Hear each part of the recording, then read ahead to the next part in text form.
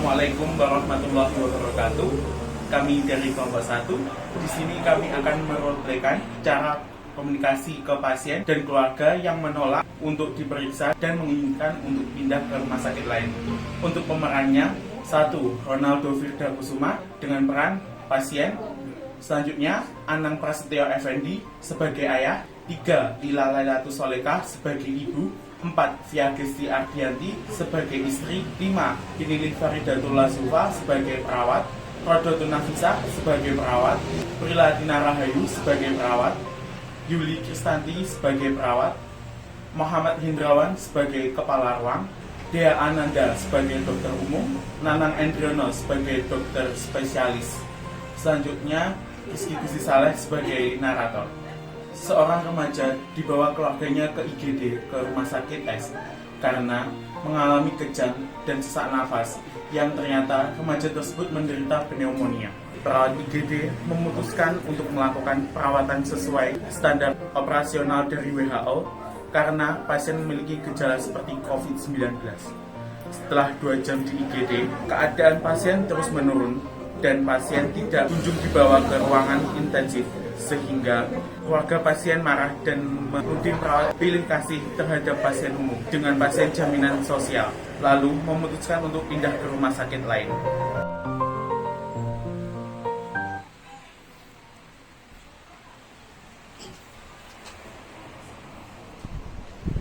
Ya ampun Mas Aldo, Mas, kenapa kamu Mas bangun? Ya ampun ini gimana? Pak Bu, Mas Aldo pingsan. Yo, kamu kenapa nak? Waduh, ini segera dibawa ke rumah sakit sekarang saja ini. Iya Pak. Ini kenapa kok sampai pingsan? Nggak tahu sus, tadi tiba-tiba itu kejang terus sesak nafas itu loh, terus pingsan. Apa dari penyakit lain? Anak saya menderita pneumonia sejak lama sus. Ya sudah, yang lebih satu saja, yang lain semua juga tunggu. Iya sus. Silakan ibu ikut saya ya untuk mendaftarkan anak ibu. Iya terima kasih sus.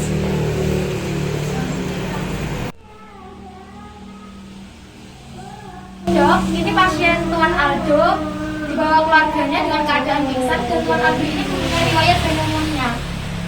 Gimana dok? Cek darah dulu ya sus, ada gejala yang lain untuk COVID-19. Ya baik dok.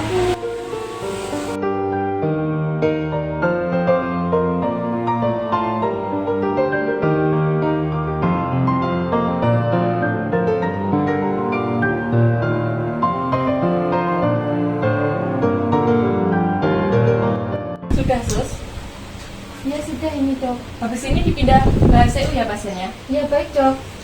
Pasien dilakukan perawatan seperti diberikan oksigen dan diberikan terapi sesuai advis dokter.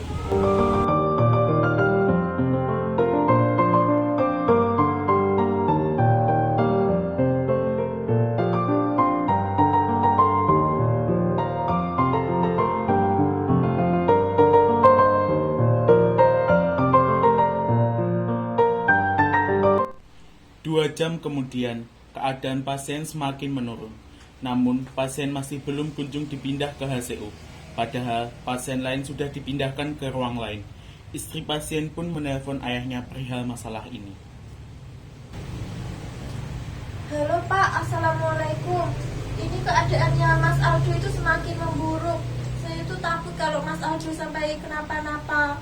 Ini kayaknya kok nggak segera dipindahkan ke ruang yang lebih intensif ya?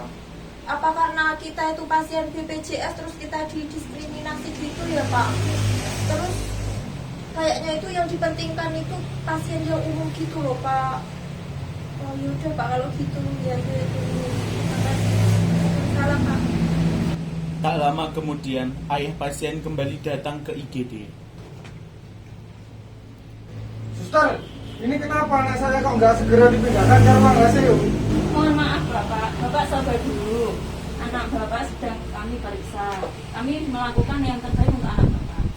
Halah, periksa apa dari tadi lo tetap di sini saja. Padahal pasien lain yang biasa-biasa saja sudah dipindahkan dari tadi.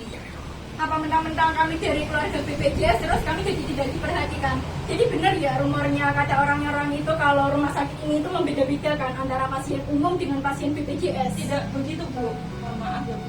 Ibu sabar dulu.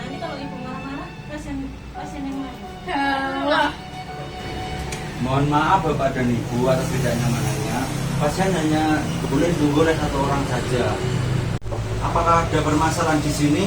Ini loh Pak, kata dokter yang meriksa tadi itu kan mau dipindahkan ke HCU katanya, tapi kok sampai sekarang sudah 2 jam lebih kok belum dipindahkan. Apa karena kita itu pasien BPJS ya Pak?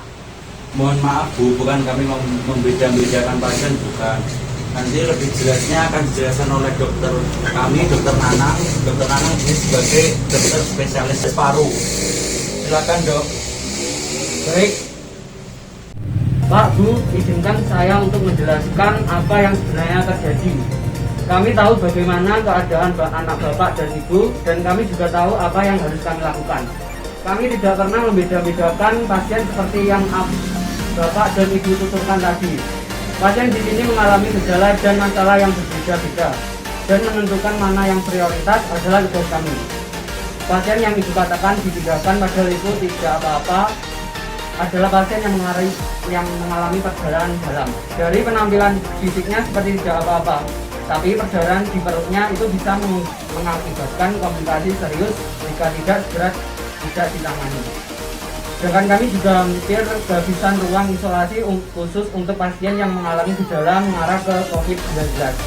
Karena saat ini banyak sekali pasien masuk yang memiliki tanda gejala seperti gejala COVID-19 dan harus beberapa mengalami pemeriksaan khusus yang sedang kami siapkan.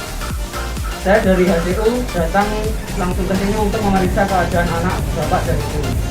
Kami sudah menyiapkan 1 dosis untuk anak Bapak dan Ibu, jadi anaknya sudah siap untuk dipindahkan. Tidak perlu khawatir, pasien terlihat lemah dan ringkih karena susah untuk bernapas. Tapi oksigen yang dipasang itu sudah membantu pasien. Tadi saat diperiksa, pasien juga sudah menjawab, sudah bisa ngomong. Kami pasti lakukan terbaik kok. Baik Sus, untuk selanjutnya pasien bisa dipindahkan. Baik Dok.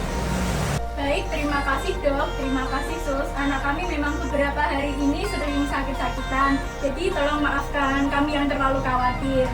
Ya Pak, Bu, kami akan memindahkan anak itu ke ruang intensif. Tapi tolong sekali lagi yang menunggu pasien hanya 1 orang saja. Kami akan berusaha sebaik mungkin untuk penanganan anak itu. Baik Sus, terima kasih Sus. Setelah terjadi beberapa perdebatan, akhirnya keluarga pasien sadar jika pernyataan yang menyalahkan sistem manajemen rumah sakit adalah salah. Dan keluarga pasien sadar jika pindah rumah sakit bukanlah yang tepat untuk dilakukan. Setelah dijelaskan oleh dokter dan perawat, akhirnya keluarga pasien memutuskan untuk tidak pindah ke rumah sakit lain.